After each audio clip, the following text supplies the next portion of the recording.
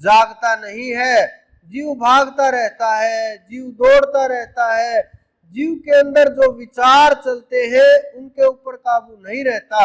लेकिन जब हम उस रास्ते के ऊपर चलेंगे, ये नहीं, ऐसा भी हुआ इतिहास के अंदर बहुत बार, एक पल लगा ज्ञान हो गया।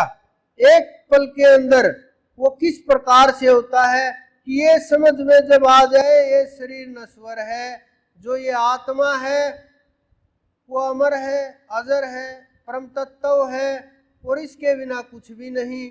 इसको पा लिया तो सब कुछ मिल गया, अगर ये नहीं मिली तो कुछ भी नहीं मिला।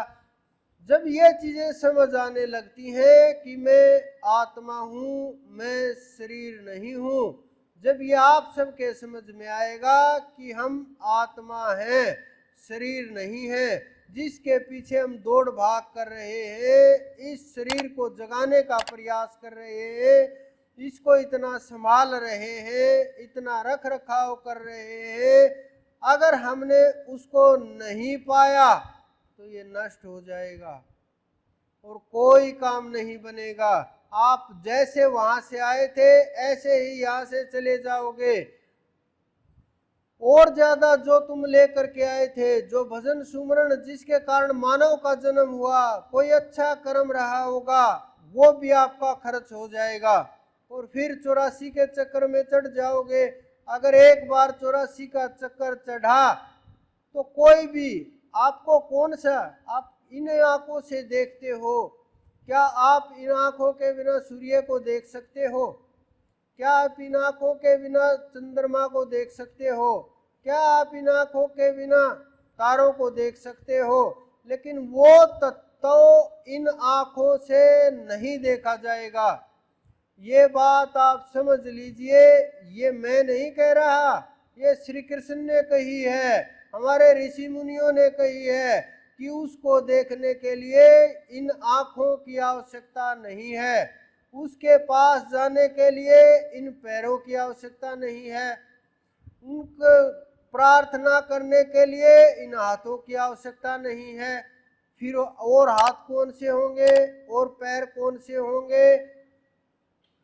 जब आप बैठ करके चढ़ाई शुरू करोगे, वो नाम के साथ होगी, वो सुमरण के साथ होगी, वो शक्ति कुंडलिनी शक्ति के साथ होगी, वो सुषमना के साथ होगी।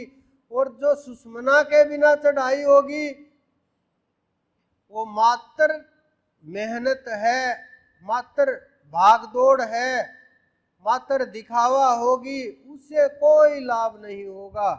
चाहे आप उसके लिए करोड़ों जप कर ले, करोड़ों यज्ञ कर ले, करोड़ों प्रकार की पूजा पाठ कर ले, किसी प्रकार के भी प्रयास कर ले, अगर आपने वहां तक चढ़ाई नहीं की, बैठ करके उसका सुमरण नहीं किया, अगर आपने उसका परमपिता का ध्यान नहीं किया, अगर आप वहां नहीं पहुंचे तो ये शरीर आपके कोई काम नहीं आएगा।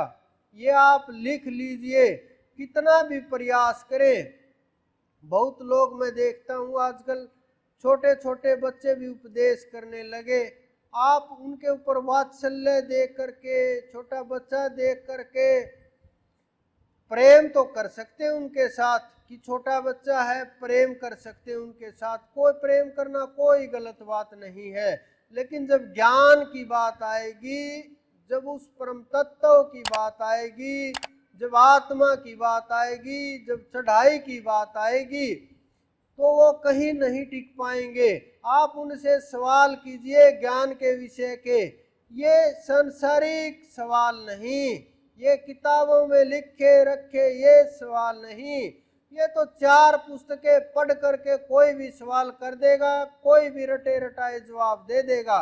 लेकिन जब आप अंदर के सवाल करोगे, जो आपके ध्यान में दिखेगा उनके बारे में सवाल करोगे, जो आपको अनुभव होगा उसके बारे में सवाल करोगे, काम के विषय में सवाल करोगे, चढ़ाई के विषय में करोगे, चक्कर के बारे में करोगे, आज्ञा चक्कर तक सवाल करोगे, कैसे कहाँ से निकलना है, कैसे चढ़ना है, कौन रास्ते में मिलेगा, किसको प्रणाम करना है, कहाँ लड़ाई करनी है, गुरु का स्थान क्या है, गुरु कैसे लेकर के जाएंगे, वहाँ किस प्रकार की आत्मा है, कैसे अनुभव होगा।